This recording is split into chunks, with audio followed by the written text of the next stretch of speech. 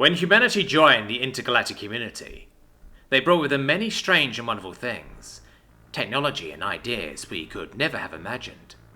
Alongside them came the often funny little sayings and beliefs that they would often speak about.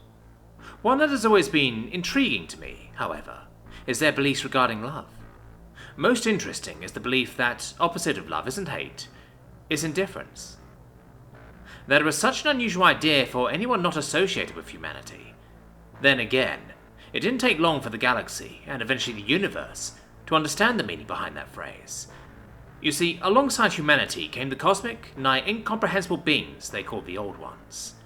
Monstrous things that had a tendency to drive one insane for merely looking upon them. At first, many thought they were some horrific invader out to get us all. No, they didn't care about us. We were to them as tiny arthropods are to us. Little more than a nuisance at best.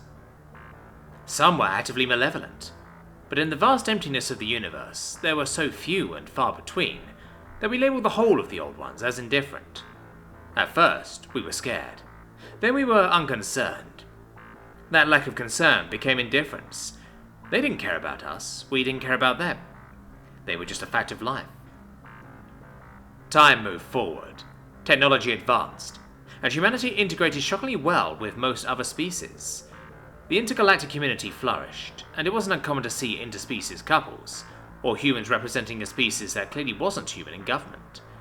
I'm pretty sure our leader was human for over 50 cycles, and although no one seemed to care, the Old Ones still lingered, and they too spread throughout the universe. Everything changed 500 cycles ago. The golden age of exploration began. Humans managed to create massive machines that could generate wormholes across space. They were excited. We were excited. Instantaneous teleportation across the universe. Or so we thought. The first expedition, all humans, to go through came back far more excited than one would think upon discovering true teleportation. Well, that's because they didn't discover universal teleportation. They discovered multiversal teleportation. According to the expedition that went through, they felt a distinct lack of Eldritch presence. An impossibility in the universe as we knew it. But they had felt it. This discovery excited everyone, from the common galactic citizen to the bigwigs in government. The prospect of travelling to different universes was incredible. There were a few oddities about it though. For centuries, no one knew why, but only the humans could travel the multiverse. The first expedition that went through with a multitude of races didn't go well. The humans left just fine. The others, it was like a wall had been placed in front of them. It was a small matter in the face of multiversal travel. So they left and brought ideas and blueprints back. We advanced further in that century than all the time before. Yet questions still niggled at the back of our minds. For the humans, it was one question in particular. In a multiverse of theoretically infinite possibilities, where were the other multiversal travelers? The answer to that question came 100 cycles later. It took some doing, but the humans managed to find another universe with the capacity for multiversal travel. The first expedition never returned. The second was a single man, simply looking for answers. They sent his body back with a note. It was in the human's tongue. There are some things we just aren't meant to know. Stop, if you value your universe, was all it said. The humans took it as a challenge. After all, what could possibly threaten the whole universe? They had done the research. The numbers and simulations didn't lie. There was next to no chance that our universe was in danger by punching through the fabric of reality. Now, though, doubt ate away at their minds, and they began their search. It took another 100 cycles to find the dreadful truth. They couldn't find it on their own. They took to communing with the Old Ones as best they could. Most ended up dead or insane. There are certain Old Ones you simply should not talk to. However, there are some who are more sympathetic than others. It informed the humans of a universe that contains the answers they sought. The expedition that returned was pale. Fear burned in their eyes. Yet the familiar human determination that made this whole thing possible kept them going. They informed their leaders of the danger they had found.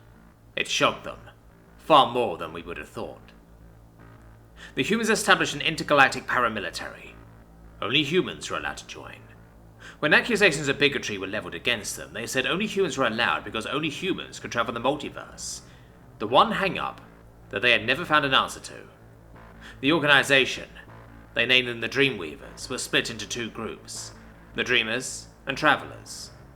The Travelers spent the entirety of their time trying to perfect multiversal travel. The Dreamers actually traveled to face this threat that only the humans knew about. The humans were recalled from across the universe to the research stations. What they had found was far more important than anything else in the universe. A collective effort to save everyone. It was 200 cycles ago that they called for help from every scientific community that they could.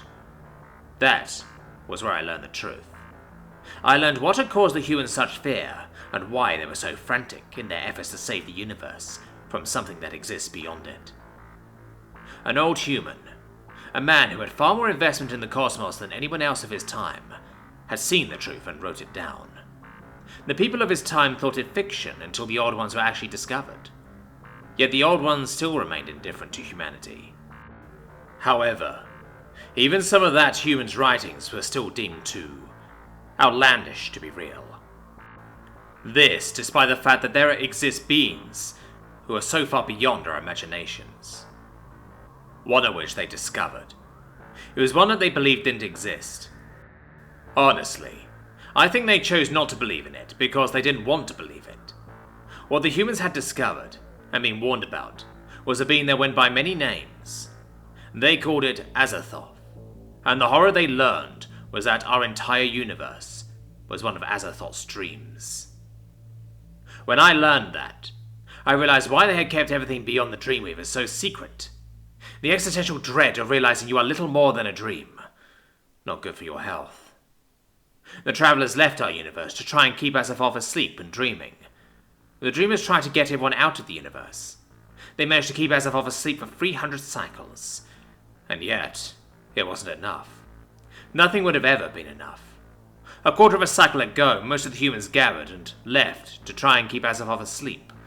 Yet many stayed, preferring to live the rest of their existence in a dream with their families. 3 nights ago, I finally found out why the humans, and only the humans, could leave.